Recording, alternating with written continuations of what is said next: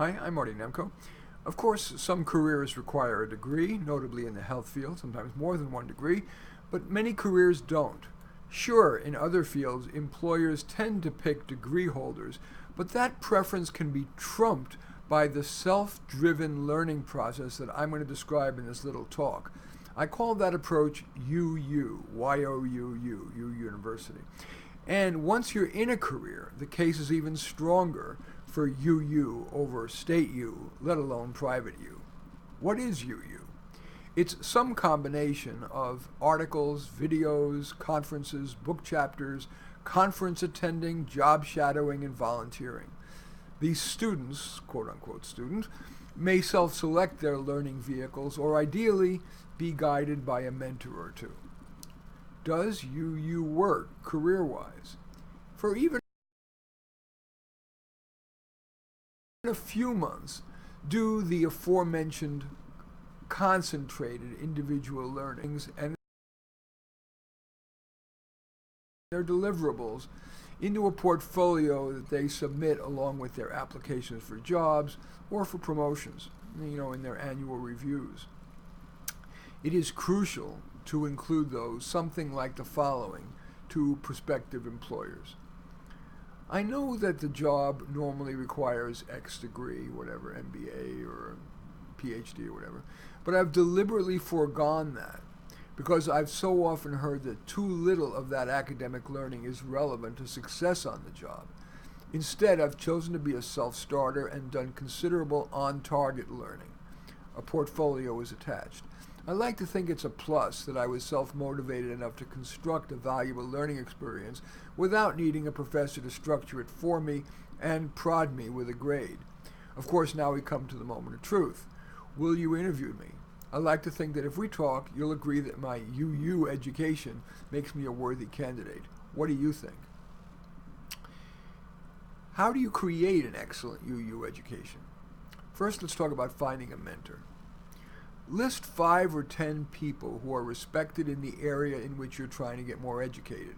Sometimes even a famous person, no, not Beyonce, is more accessible and willing to help you than you might imagine. That's especially true of older experts who, aware of their hourglass's sand dropping, want to leave a legacy. I want you to query 5 or 10 people because the odds of any one responding are slim. You have nothing to lose by asking. Just don't be overly demanding. Write a short note or leave a short voicemail requesting, for starters, not mentorship, but their thoughts on a question that's burning within you that is in the expert's wheelhouse. For example, I would certainly respond to an email such as the following. Dear Dr. Nemko, I have followed your Psychology Today writings for years. I particularly appreciate it when you present little discussed contrarian ideas. For example, pointing out the solid data debunking pop psych nostrums and pointing out not just the strengths, but the limitations of a collaborative leadership style. Reading your work makes me want to ask you a question, if I might. I notice that you often tell managers to avoid a one-size-fits-all approach to supervision. But I'm a manager in a unionized environment, and if I treat one person differently, for example, reducing that person's reporting requirements because, say, they were unusually responsible, I risk a grievance being filed. Any advice? I know you must be very busy, but if by chance you might be willing to answer my question, I would be thrilled. Sincerely, whomever. If a person responds, thank them profusely and offer to be of help. For example, this person might write, Dear Dr. Nemko, I was so happy to get your response, and even better, that it gave me an actionable approach. I've now tried your suggestion to first consult with the union rep. She suggested that I explain to the staff why I'm relaxing the reporting requirements for that employee, that I got an okay from the union, and that I will be vigilant to look for other supervisees whom I feel could succeed despite reduced reporting. Is there anything I can do to be of help to you? Read a draft of something you wrote, promote one of your articles on my social media, even be a sounding board for your ideas. In any event, thank you so much, sincerely. Now, a week or two later, even if that person didn't get a response from me, she wouldn't be out of line asking me another question. Maybe after one more question that I could answer quickly, she might make the bigger ask. For example, Dear Dr. Nemko, I'm wondering if I could ask you a more difficult question. I've been told that to move up in management, I should get an MBA. I'm resisting that because too many people say it wasn't worth the time and money because the education is theoretical or unnecessarily quantitative. I'd like to try to do some learning on my own, what you call UU. Might I ask what you would suggest I read, watch, attend, etc.? I feel a little guilty imposing on you, and of course understand if you're too busy to respond, but again would be so happy if you did, sincerely. And that's how a mentorship can be born. Now I want to turn to how to select learning resources for your UAU education. In collaboration with a mentor or two, or if necessary on your own, focus on resources that yield maximum learning per minute. An article usually yields the most. An article that you've picked from among a Google search's top results has been read and forwarded countless times and thus is likely to be useful. And unlike a book, or a long video or a course, an article represents an expert's highly distilled wisdom, often their best ideas. So, if someone wanted to learn, say, management theories, she could do far worse than simply to, in quotation marks, search Google on management theories. If she were interested in taking her first foray into finance, she might Google Introduction to Finance or Finance for Managers. If she wanted to learn the agile approach to project management, she'd probably find something good simply by Googling the word agile. Also time efficient are the myriad short videos on YouTube, all of which are just a Google search away. Sometimes you might want to take on a broader swath, but before signing up for a full-length course, considering taking one or more short online video courses, or video-centric courses, for example on Udemy, LinkedIn Learning, or Udacity. Or, if you're good at skimming and getting the essence from books, try a textbook. If a person, for example, wanted to more thoroughly review the field of management, he or she might search Amazon on Management Textbook. Use Amazon's Look Inside This Book feature, plus the reader reviews to pick a textbook, and then, because textbooks are expensive, use Amazon's rental option or buy it used. Often, especially for difficult material, a tutor can make all the difference. A likely source would be someone who teaches a class on your target subject at a community college or at a university extension, where faculty are hired mainly on how well they teach, not how much research they crank out.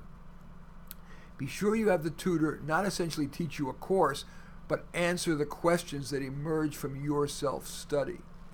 A valuable component of a UU quote-unquote degree is to attend an appropriate conference or two run by your field's professional association. Maybe it's just a few meetings of a local chapter. Maybe it's a regional or specialty conference, or the organization's big national conference.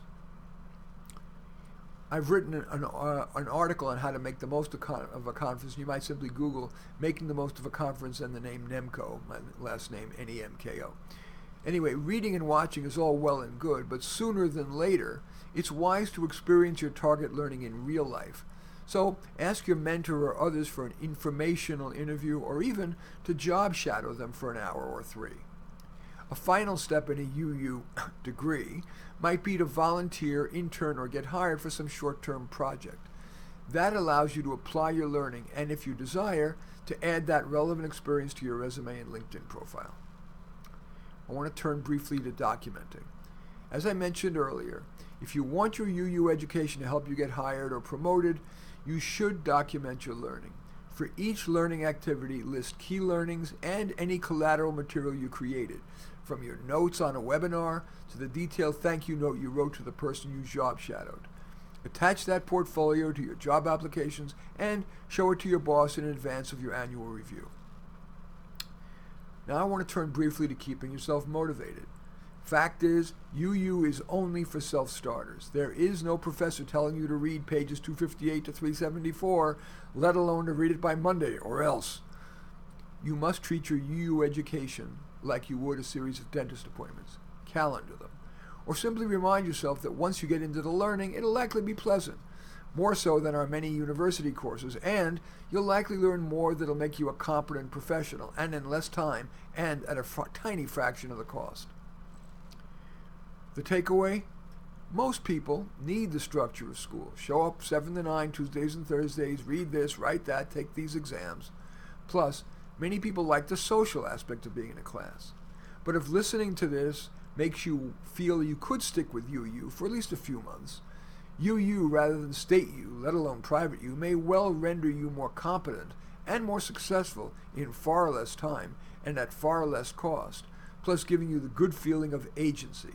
You've learned what you and your mentor chose personally, rather than what some professor selected for the entire class. In any case, as usual, I welcome your thumbs up down there, thumbs down if you appreciate it, if you need to, your comments, your sharing it on your social media, and your subscribing to my channel. And in any event, I certainly do appreciate your watching. I am Marty Nemko.